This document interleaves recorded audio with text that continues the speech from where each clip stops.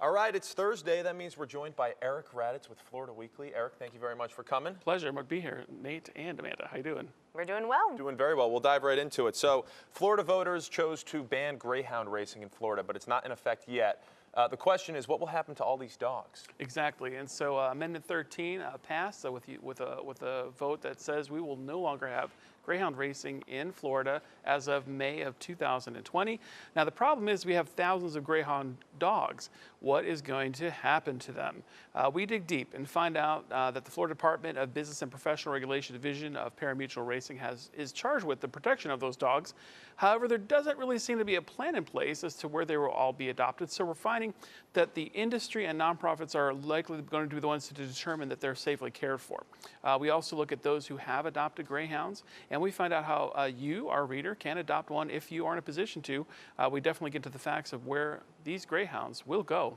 If you ask me, I think they should be all go to a farm and have all this land to run free for retirement. That's a great idea. That's in, a perfect world, right? Yeah, perfect world. You have money for that, of course, and it's perfect for the business section because it's a topic that a lot of people have had a lot of controversy and a lot of debate about for years is minimum wage. Should there be one? Should there not be one? What do you think? Exactly. And so minimum wage actually just got a bit of a raise up to $8.46 an hour January 1st. But there's still a lot of concern and discussion that it should be raised more. What are the pros and cons of raising minimum wage? Obviously, workers will be making more.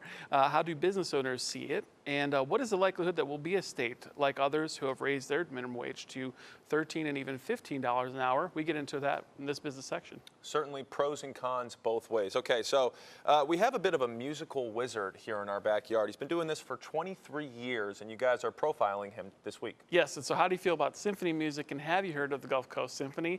We get deep with Andrew Kurtz, the maestro, the wizard, who has been doing it for in his 23rd season now, and we find out just exactly what it's like planning performances through these 23 years, what performances he has coming up this year, and we find out what's happening this season. So if you love classical music, we explain all the benefits that it brings to you, the enjoyment of the viewer, and also the community.